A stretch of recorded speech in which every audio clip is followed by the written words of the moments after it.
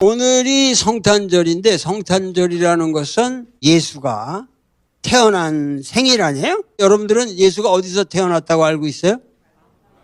베들레헴에 있는 마구간이에요. 그런데 이 사람은 원래 어디 사람이에요? 그 부모가?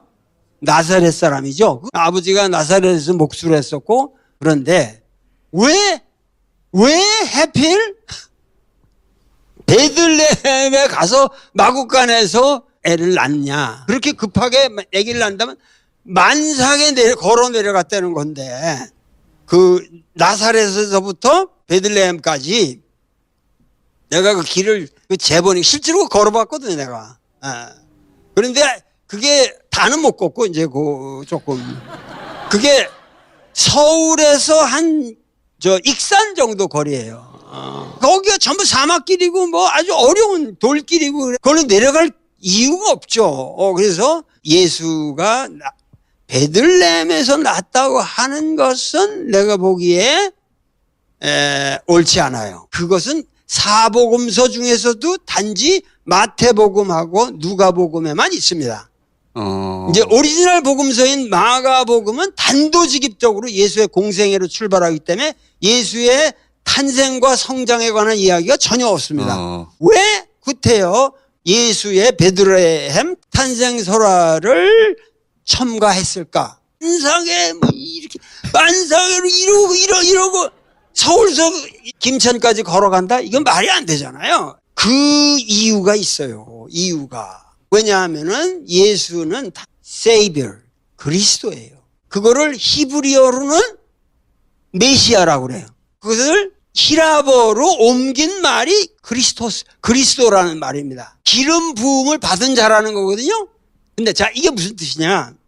유대민족은 조상들의 이게 창세기에 얘기가 쭉 나오잖아요. 그래서 아브라함이 이렇게 해가지고 뭐 이쪽 애굽 땅에 나중에는 야곱의 12아들이 중에 요셉이가 이제 애굽 땅으로 팔려갔다고. 거기서 이제 모세가 이렇게 해가지고 끌고 나와서 홍해를 가르고 나왔다. 그래서 젖과 꿀 이제 시내 광야를 건너가서 젖과 꿀이 흐르는 땅으로 들어간다. 이래 가지고 결국은 팔레스타인 지역을 사실은 강탈하는 거죠. 거기 원주민이 바알 신앙을 섬기는 사람들이 있었고, 그 사람들이 사실은 원래 주인이라면 원래 주인이에요. 이들은 농경 문화의 사람들이란 말이에요. 근데 이쪽 그 유대민족은 저 메소포타미아부터 그 애굽 땅을 쳐서 왔다 갔다 하는 유목민이고, 이 10계명의 모세가 시내산에서 받은 제1계명이 뭐예요? 나 이외에 다른 신을 두지 말라. 이게 뭐예요? 나 이외에 다른 신이 있는데 그놈들은 나보다 형편없는 놈들이니까 걔들을 믿지 말고 나만을 섬겨라. 유일신앙은 가장 위험한 것이 자기들이 믿는 신념 외에는 전부가 배척돼야 되는 거예요. exclusiveness. 구약에서 내 이웃을 내 몸과 같이 사랑하라는 말이 있는데 이걸 갖다가 예수의 말을 동일하게 보는 이런 어리석은 목사들이 많단 말이에요. 내 이웃을 내 몸과 같이 사랑하라는 구약의 말은 그건 오직 유대인 너희 동포들만을 사랑하라는 얘기지 딴 놈들은 다 죽여라 그런 얘기예요. 나 이외에 다른 신을 두지 말라는 것은 다른 신을 다 죽여도 된다는 거예요. 그러니까는 이 구약의 역사는 끊임없는 살육과 도륙과 배타와 증오와 저주의 역사란 말이에요. 그거는. 그러니까 유대민족은 광야의 유목민족들이었기 때문에 유목민족은 통일된 중앙집권적인 이런 국가라는 개념이 없어요. 그래서 로컬 히어로들이 나와. 이 사사라고 불러요. 사사. judges. 그 이제 판관이라는 뜻인데 밀리터리 리더고 정치적인 리더이기도 하고 종교적인 리더이기도 한데 이들은 주로 팔레스타인과 싸우는 사람들이죠. 그 중에 한 사람이 누구죠? 삼손. 그런 사람들이 쭉 나오잖아요. 그러니까 사사의 시대라고 하는 것은 아주 미약해. 그 사사가 또 죽으면은 또 흩어지고 뭐 통일 정부가 없으니까 그래가지고 우리에게도 왕을 달라 이런 그 요구가 한 300년이 지나면서 생겨나는 거예요. 우리도 통일 중앙 정부가 필요하다. 그리고 왕이 필요하다. 그 전에는 사사의 정치고 예언자 정치였는데 예언자인 사무엘에게 국민들이 간청합니다. 그래서 데려다가 기름을 부어서 하나님의 권능으로 너는 왕이다 그렇게 아주 만든 첫 왕이 누구죠? 사울이죠. 근데 사울이라는 인물은 고집이 강하고 이 판단력이 에러가 많아요. 그런데 그 당시 팔레스타인 세력은 점점 막강해지고 있는데 이거 안 되겠다. 그런데 누구를 발견하냐 하면은 베들레헴에 있는 어느 목동을 발견을 하는 거예요. 사무엘이. 그래가지고 이놈이야말로 왕감이다. 그래가지고 걔 머리에다가 기름을 붓고 사울한테 데려가서 얘를 잘 보좌해라. 그런데 팔레스타인 군대가 그때 쳐들어오는 거예요. 그 대장이 누구였어요? 골리앗이라는 아주 거구의 거구가 이렇게 해가지고 이제 오는 거예요. 그러니까 사울은 무서워가지고 너 다윗 네가 나가서 싸워봐라. 그러면서 자기 군복을 다 입히고 그 위에다가 이 철갑으로 된 갑옷을 입히고 그리고 노쇠로 만든 이 투구까지 딱 해가지고 자기 칼을 채워가지고 딱 나가라. 그러니까는 다윗이 그 입고 그러니까 아이고 이거 움직일 수도 없는데 이거 가지고 제가 어떻게 싸웁니까? 그러면서 죄송합니다. 그 자를 다 벗어요. 죄송합니다. 제가 하나님의 권능으로 반드시 저놈을 물리칠 때 걱정 마십시오. 그러면서 그냥 홀가분한 목동 차림으로 나가면서 돌을 5개인가 주워다가 그거를 이렇게 팔매를 만들어요. 이게 현실적인 얘기예요. 5개 팔매를 주머니에다 딱 넣고 가가지고 하니까 이 골리앗이 네가 뭐냐 이게 그러고 있는 거라 이게 아주 현실적인 얘기예요. 여러분들이 성경을 나처럼 아주 진실하게 읽어봐야 되네요. 그러니까 이 다윗은 겁도 없이 그 바로 밑에까지 간 거예요. 멀리서 이렇게 맞힌다는 건 힘든 거예요. 이러면 무방비 상태지. 너 뭐냐? 그러니까 이 다윗이 너의 살점을 전부 이 독수리밥으로 만들리라 뭐 이러면서 하나님의 이름으로 너를 처단하겠다 그러면서 휙 돌리니까 이놈이 뭣도 모르고 있는데 순간에 바로 밑에서 그냥 여기 인당을 정확하게 딱 하니까 여기 딱 뺏겨서 돌이 여기 박혀 이 뼈를 그냥 부수고 들어가요. 그러니까 이놈이 하다 퍽 쓰러지니까 그냥 달려가지고 그 골리앗의 칼을 쫙 뽑아가지고 싹 모가지를 뼈가지고 껴가지고 쫙 올리니까는 그냥 팔레스타인이 전체로 흩어지는 거죠. 그러니까 민족의 위기를 이 다윗이 구했다. 그래가지고 최초로 확고한 통일 왕조가 성립하는 겁니다. 예루살렘이라는 도시는 그전에 이름도 없었어요. 근데 다윗이 중앙정부를 만들면서 캐피털 시티를 예루살렘으로 정하고 성전을 만듭니다. 그리고 그 아들인 솔로몬이 거대한 솔로몬 성전을 건축하여서 그러다가 솔로몬이 죽고 나서 유대민족은 다시 분열이 돼요. 그래서 북이스라엘 왕조랑 남유대 왕조로 나뉘어가지고 이제 쭉 가다가 바빌로니아한테 잡혀가가지고 그 다음에 이제 페르시아가 흥기하고 그 다음에 이제 로마가 흥기하면서 예수 시대까지 오는데 뭐냐면은 예수 시대에는 다시 로마의 식민지가 됐고 모든 사람들의 메시아에 대한 대망론이 아주 깊어진단 말이에요. 야, 메시아가 있어야 되는데 왜 우리가 이렇게 나라를 잃고 우리 왕은 어디서 오냐 이제 어디서 오냐? 그런데 오냐? 그 왕은 반드시 다윗의 후손이어야만 하고 다윗의 고향인 베들레헴에서 메시아는 태어난다.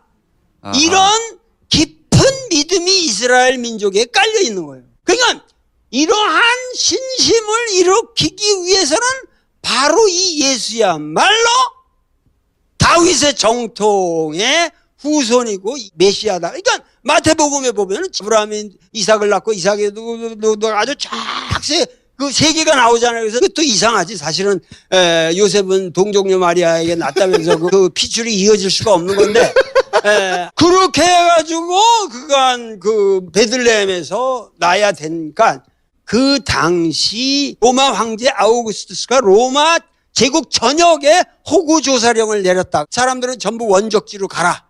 그래서 요셉이 원적지로 갔다. 그런데 로마 제국에서 단 한 번도 전 로마 제국의 전체 호구조사가 내려진 적도 없고, 지방 총독이 호구조사 할 때가 있는데 이건 세금을 걷기 위한 것이므로 반드시 현 주소에서 해야지. 그러니까는 베들레헴으로 마리아를 데리고 갈 이유가 없죠. 근데 그런 거를 누가복음이라든가 마태복음은 다 그럴듯하게 이제 해놓은 거를 여러분들이 보시고 이제 크리스마스도 중동 지역의 위대한 성인들은 다 동지 전후에서 탄생하기 때문에 대개 생일들이 크리스마스경이 돼요. 그때 때문이다. 그러니까 이런 게 다 양식적인 기술인데 이런 게 중요한 게 아니라 우리가 알아야 될 것은, 중요한 게 뭐냐면 여기서 예수라는 인간에 대한 아이덴티티. 예수는 자기 본인의 입으로 나는 다윗의 자손이 아니다. 수차례 얘기합니다. 예수를 우리가 유대인이라고 말하는 것은 상당히 문제가 많아요. 그거는 뭐냐면은 옛날에 가야에서 태어난 사람한테 너 한국 사람이냐 아니냐고 묻는 거랑 비슷한 얘기예요. 무슨 얘기냐면 공자 보고 중국 사람이냐? 그때 중국이라는 게 없었어요. 춘추 전국시대에 그 공자는 노나라라는 제국에서 태어난 사람이고 그 노나라 아이덴티티만 갖고 있지. 그러니까 이스라엘이라는 개념이 없어요. 그래서 국민이라는 개념도 없어요. 그러면 예수는 어디 사람이냐? 갈릴리 사람이에요. 이스라엘 국토를 보시면 세 단으로 나뉘어지는데 이 제일 꼭대기가 갈릴리고 중간이 사마리아고 제일 밑이 유대 광야예요. 그러니까 유대민족이라고 하는 건 예루살렘 중심주의가 있어야 돼요. 예루살렘 성전의 권위를 인정해야 돼요. 혈통적으로 야곱의 12지파 중에 넷째 아들이 유다거든요. 그래서 그 사람들이 그 지역에 많이 살았기 때문에 유대 지방에 사는 사람들이 유대인이에요. 갈릴리 사람들은 유대인의 아이덴티티가 없어요. 갈릴리는 위로 시리아로 해가지고 저 인도까지 터진 우인 문명권에 속해요. 그래서 오히려 갈릴리에는 엄청나게 개방된 어드밴스된 이 폴리스 스테이트들이 많았다고. 티베리아스라든가 세포리스라든가 그 어마어마한 히랍 도시들이 많았어요. 예루살렘이 깡촌이에요. 그 주변은 사막이기 때문에 소출이 없습니다. 이 갈릴리는 풍요로워요. 진짜 바다라고 할 만큼 거대한 호수가 그쪽에서 내려온 수량을 가지고 있기 때문에 그 주변으로 엄청난 농경 문화가 가능했어요. 예루살렘 놈들은 성전의 권위를 유지하기 위해서 갈릴리를 착취하는 것이 예루살렘의, 예수라는 사람은 예루살렘 성전의 권위를 인정합니까? 전혀 인정하지 않아요. 예수의 삶이라는 게 예루살렘에 가가지고 예루살렘 성전을 다 뒤엎은 거 아니에요. 예수가 올라가서 예루살렘 성전에 하시는 말씀이 뭐죠? 하나님의 성전을 강도의 소굴로 만들었구나. 내가 다윗의 아들이라고 그러는데, 그러니까 예수가 내가 다윗의 주님이지 어떻게 다윗의 아들이냐 하고 까거든요. 내가 이렇게 말해도 참 감이 없으신 것 같은데 예수는 유대인이라고 말할 수가 없어요. 갈릴리 사람. 갈릴리 민중과 더불어 산 사람이에요. 그러니까 우리나라로 치면은 전라도 지역은 풍요롭잖아요. 그러니까 거기 뭐 판소리도 나오고 뭐든 이 짙은 이 남독가락이라는 거 이게 경기가락하고 또 다르게 이게 저 계면조의 짙은 맛이 있잖아요. 그러니까 풍요로운 만큼 착취당하잖아요. 춘향전이 저쪽 경상도에서 없잖아요. 그러니까 전라도와 같이 이 갈릴리라고 하는 것은 착취당하고 땅을 농민들이 소유하지도 못했고, 그러면서 이 로마의 학정과 결탁한 이스태블리시먼트들, 이 사람들이 민중을 착취하는데 그 민중들을 향해서 외친 것이죠. 이게 예수라는 사나이. 그러니까 여러분들 한번 생각해 보세요. 구약의 십계명에 뭐라고 그랬죠?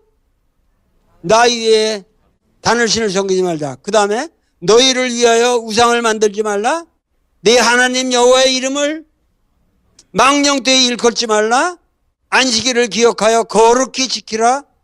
이런 얘기들이 참 벌써 이게 뭐야? 이 10개 중에서 4개나 날 새끼야, 날 섬겨 이 새끼들아. 어? 이게 뭔 계명이야. 그리고 그 밑에 말을 하는 게 뭐 부모를 공경하라면 하나 있고 살인하지 말라, 간음하지 말라, 도둑질하지 말라, 내 이웃에 대해서 거짓 증언하지 말라, 내 이웃의 물건을 탐내지 말라. 이런 게 뭔 이게 대단한 계명이냐고. 이게 이 유대인의 율법이 된 거예요. 에? 그러니까 오늘날 우리나라 교회가 얼마나 야비하게 구약의 종교에, 신약의 종교가 아니고 구약의 종교란 말이에요. 구약이라는 게 뭐죠? 오래된 올드 테스트먼트, 오래된 계약 조항이 뭐예요? 그게 지금 십계명이에요. 신약이라고 하는 것은 예수가 계약을 바꾸자. 니들이 믿는 그따위 민족 신앙의 그 좁은 이 질투와 저주와 증오의 그런 하나님이 아닌 나의 하나님은 사랑의 하나님이다. 보편적인 인간의 하나님이고 이방인을 다 포섭하는 하나님이고, 이건 니들이 믿는 하나님과 다르다. 이건 정말 이거는 근원적으로 휴머니스틱한 이거 얘기하는 거예요. 예수는. 그러면서 계약서를 새롭게 쓰잖아. 새롭게 쓰면은 어떻게 돼? 구약을 그대로 믿어? 파기해야죠. 구약은 없애버려야 신약이 성립하는 겁니다. 구약은 다 갖다 불살라버려. 나는 신약만큼 구약을 읽어요. 학문적인 가치가 있다고. 그건 전공하는 분들에게는 소중한 레퍼런스 북이지만, 목사가 구약을 빙자해가지고 11조 내라. 도둑놈들이지. 어? 신약에 예수님 말씀에는 11조 내지 말라고 그러는데 오히려 안식일을 왜 안 지키냐고. 야, 이 개새끼들, 내가 안식일의 주인이다 그랬어요. I'm the Lord of Sabbath. 내가 바로 안식일의 주인이다. 사람이 안식일을 위해서 있는 것이 아니라 안식일이 사람을 위해서 있는 것이다. 사람이 교회를 위해서 있는 게 아니라 교회가 사람을 위해서 있는 것이다. 대한민국의 헌법이 여러분들을 위해서 있는 거지, 여러분들이 대한민국 헌법을 위해서 있는 거냐 말이야. 구약 계약서에 십계명이 있었다면 신약의 새로운 계약의 새로운 율법이 뭐냐? 이것이 바로 집약되어 있는 것이 예수의 산상수훈이라고 말할 수 있습니다. 거기에 8가지의 복을 선언하시죠. Blessed are the poor in spirit, for theirs is the kingdom of heaven. 나는 어려서부터 이 성경을 그 어머니 때문에 그냥 똘똘 외웠는데 이런 말이 이해가 돼. 심령이 가난한 자는 복이 있나니 천국이 저희 것이며 그럴 때, 심령이 가난한 자가 왜 복이 있냐? 이게 난 이해가 안 갔어요. 심령이라고 하는 거는 히라버로도 푸뉴마예요. 푸뉴마라는 건 인간의 생명의 본원이고, 어떤 면에서 성령이라고 할 때도 푸뉴마를 쓰거든요. 그 성령이라는 건 풍요로 와야지. 왜 심령이 가난한 자는 the poor in spirit. 난 이게 이해가 안 갔습니다. Blessed are the poor in spirit, for theirs is the kingdom of heaven. 이 말이 이해가 안 갔었죠. 구약의 조항은 자유에 신은 덩기지 말란데, 예수는 심령이 가난한 자는 복이 있나니 천국이 저희 것이며, 심령이라는 게 무중한 나의 존재, 인격, 모든 이 존재의 전체를 여기서 푸뉴마라고 그래요. 그런데 이게 가난하다. 난 이게 이해가, 가난하면은 이게 안 되는데, 이게 풍요로워야 되는데, 뭐가 은혜가 충만해야 되는데, 왜 가난하다는 말. 내가 이거를 평생을 고민하다 최근에는 내가 풀었는데, 이걸 해석하는 사람이 서양 없어요. 없어요. 결국 나 혼자밖에 없더라고요. 네. 아니, 여러분 이상하지 않습니까? 시가복음은 심령을 뺐어요. 가난한 자는 복이 있나니로 해버렸거든. 그러면 오히려 쉽지. 가난한 자를 위로하는 것이다. 그거는 이제 니체 같은 사람이 그냥 까는 거지. 기독교는 하나의 슬레이브 모랄. 가난한 자 돈도 안 주고 아무것도 안 주고 이 새끼야 복이 있다 그러면 너 가난을 영속하라 그런 거밖에 더 돼. 니체가 그렇게 까는 거예요. 기독교는 그래서 노예도덕만을 가르쳐서 노예도덕에 아편주사를 놓는 이 기독교를 우리는 배척해야 된다. Gott ist tot. 신은 죽었다 이러고 외친 거예요. 이게 20세기의 사실 정신사적인 출발이거든요. 그런데 나는 이렇게 해석하면 안 된다는 게, 니체가 걔가 무식해가지고 공부를 이렇게 폭넓게 한 애가 아니야. 굉장히 인사이트가 있는데 서양 사상가들 보면 정말 좀 이 과거에는 내가 굉장히 존경을 했는데 요새 이렇게 보면은 너무 유치해서 말이야 이거. 어? 아니 정말 그런 게 있다니까. 내가 정세현이하고 만나가서 옛날 얘기하면 야 이렇게 유치하냐 요새 이렇게 서양 정치론도 유치하고 왜 이렇게 뭐 유치하냐. 그래도 정세현이는 이 동양 철학을 했기 때문에 산비자도 했고 종행가도 했고 박사 논문을 저 한국에 돌아와가지고 바로 모택동으로 그 박사 논문을 썼다고. 그래서 북한 문제를 해도 그 사람은 이 동양 철학적인 이 모택동의 그런 모술론이라도 실천을 다 읽었기 때문에 깊이가 있는 사람이에요. 그래서 여기 이걸 풀어야 되는데 심령이 가난하다는 게 뭐냐. 근데 내 이게 오늘 바로 오늘 풀렸다니까.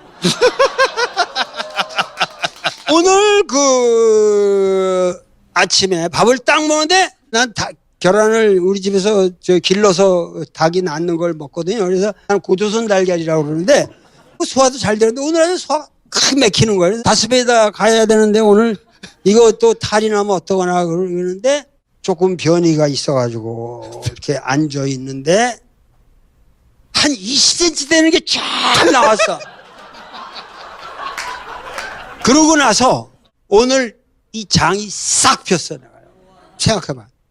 이 장의 입장에서 생각하면 장의 입장에서 가득 찼을 때 에? 부자인 거야. 부자인 거. 뭐 가득 찼으니까 뭐 가득 차서 돈도 많고 뭐 금은 뭐가 가득한 것 같은 느낌이 있는 거야. 변을 완전히 누웠다는 건 뭐지? 이 장으로 볼 때는 다 비어진 거야. 알겠어? 가난하다는 말이 푸토코이라는 말인데 이 푸토코이라는 말은 아주 진짜 아무것도 없다는 얘기예요. 가난하다는 말이. 그러면 푸뉴마에 아무것도 없다는 거야. 내가 이걸 변을 싹 비워가지고 이거 텅 비어있으면 여기 아무것도 없어. 지금 내 뱃속에 아무것도 없다. 이게 정말 축복이더라고. 저 사람은 알아들어가지고 조금 더 웃는 거야. 내가 지식을 많이 갖고 있는 것 같지만 진짜 이 대가리 속에 있는 걸 한번 싹 똥에서 빼듯이 빼버려야 돼. 이거 벼야 돼 이게. 그러니까 심령이 가난하다는 거는 노자가 말하는 허예요. 허. 비어야 다시 채울 수 있는 거고. 예수가 상대했던 갈릴리 민중이라는 건 아무것도 없는 사람들이야. 그 심령마저 가난하기 때문에 너희에게 복이 있다. 왜? 너희들의 그 빈 마음이야말로 천국을 담을 수 있기 때문에. 천국이라는 건 뭐냐? 바실리아 톤 우라노스로다. 하늘이라는 게 이상적인 질서를 말하는. 그 바실리아라는 건 나라가 아니라 하나의 질서, 오더, 뉴 오더. 새로운 하늘의 질서를 파악하게 하려면은 뭐야? 메타노이아, 너의 생각이 바뀌어야 된다. 즉 내가 가난하다는 것이 얼마나 고귀한 것이냐. 새로운 계약서를 한번 보세요. 마음이 가난한 자는 복이 있나니 천국이 저의 것이며. 이게 제1조야. 새로운 율법의 제1조. 이게 얼마나 위대합니다. 애통하는 자는 복이 있나니 저희가 위로함을 받을 것이요 온유한 자는 복이 있나니 저희가 땅을 기업으로 받을 것이요 의에 줄이고 목마른 자는 복이 있나니 저희가 배부를 것이며 긍휼히 여기는 자는 복이 있나니 저희가 긍휼히 여김을 받을 것이요 마음이 청결한 자는 복이 있나니 저희가 하나님을 볼 것이요 화평케 하는 자는 복이 있나니 저희가 하나님의 아들이라 일컬음을 받을 것이요 의를 정의를 위하여 핍박을 받는 자는 복이 있나니 천국이 저의 것임이라. 위대하지 않습니까?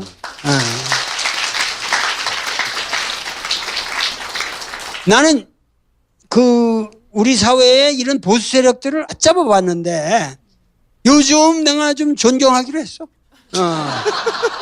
현상을 인정하고 다시 작전을 세워야지. 내가 이 자리에서 오는 총선이야말로 반민특위의 법정이다. 내가 그런 말을 했는데 우리는 총선을 맞이하게 되어 있고 지금 미국에 또 대선이 내년에 걸려 있습니다. 굉장히 소중한 시기인데 지금 이 상황에서 내가 믿을 구멍이라고는 사실 다스베이다밖에 없어요.